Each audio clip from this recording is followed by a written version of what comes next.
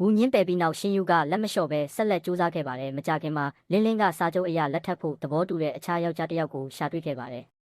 ဒါပေမဲ့မင်္ဂလာခမ်းနားစတင်တော့မဲ့အချိန်မှာရန်ရှင်ရောက်လာပါတယ်သူကရှင်ယူရှိမှဒူးထောက်ပြီးစိန်လက်စွပ်တကွင်းနဲ့လက်ထပ်ခွင့်တောင်းပါတယ်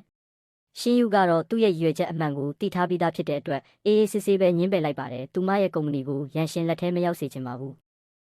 အဲ့ဒီအချိန်မှာလင်းလင်းကထိတ်လန့်စွာပြန်ရောက်လာပြီးအစားထိုးတို့သားပါပျောက်သွားပြီလို့ပြောပါတယ်ရှင်ယူဟာအလွန်စိတ်ပြတ်သွားပါတယ်အဲ့ဒီအခိုက်အတန့်မှာဝူဟာအနက်ရောင်ဝစ်စုံနဲ့ပေါ်လာပါတယ်သူကရန်ရှင်ရဲ့လူတွေကိုအလွယ်တကူအနိုင်ယူပြီးရှင်ယူရှိမှပန်းစီတစီပေးကမင်္ဂလာပွဲဆက်လုပ်ဖို့ပြောပါတယ်သူတို့နှစ်ယောက်ခမ်းမထဲဝင်တော့မဲ့အချိန်မှာရှင်ယူရဲ့ဦးလေးတွေကတားဆီးပြီးဝူကိုတန်တရားဝင်ကြပါတယ်မင်းတို့ဘလို့တွေးခဲ့ကြတာလဲမင်းကဘာကြောင့်ရှင်ယူကိုချစ်တာလဲလို့မေးခွန်းထုတ်ကြပါတယ်ရှင်ယူကဘာဖြေရမလဲမသိပဲတိတ်ဆိတ်နေပါတယ်ဒါပေမဲ့ဝူကအေးဆေးစွာပဲရှင်ယူရဲ့နေ့စဉ်အလေးထားတွေကြိုက်နှစ်သက်မှုတွေကိုအသေးစိတ်ပြောပြနိုင်ခဲ့ပါတယ်ရှင်ယူကအယမ်းအံ့ဩသွားပါတယ်အမှန်တော့ဝူဟာရှင်ယူကိုနှစ်ပေါင်းများစွာလှုပ်ဝက်စောင့်ကြည့်နေခဲ့တာဖြစ်ပါတယ်သူမမသိပဲသူမရဲ့တိုက်ခန်းနဲ့မျက်နှာချင်းဆိုင်အခန်းတစ်ခန်းကားပြီးအမြဲစောင့်ကြည့်နေခဲ့တာပါမကြခင်မှာမင်္ဂလာပွဲပြီးဆုံးသွားပြီးသူတို့နှစ်ယောက်လင်မယားဖြစ်သွားကြပါတယ်မင်္ဂလာပွဲပြီးနောက်ဝူနဲ့မာလူတို့ကိုရှင်ယူရဲ့ကုမ္ပဏီမှာလုံခြုံရေးတာဝန်ထမ်းဆောင်ဖို့ခန့်အပ်လိုက်ပါတယ်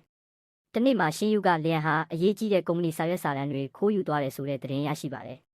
သူမက CCTV မှတ်တမ်းတွေစစ်ဆေးပြီးလုံခြုံရေးအဖွဲ့ကိုလျန်ကိုဖမ်းခိုင်းပါတယ်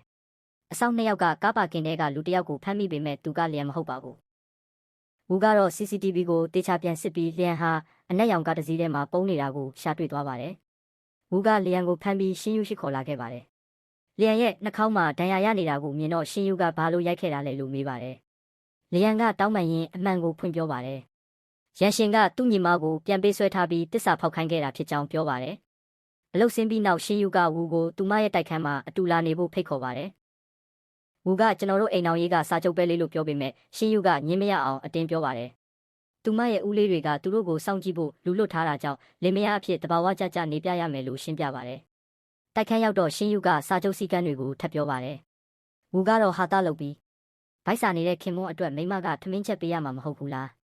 လို့ပြောပါတယ်။ရှင်ယူကအေးဆက်စွာကျမဘယ်တော့မှမချက်ဘူး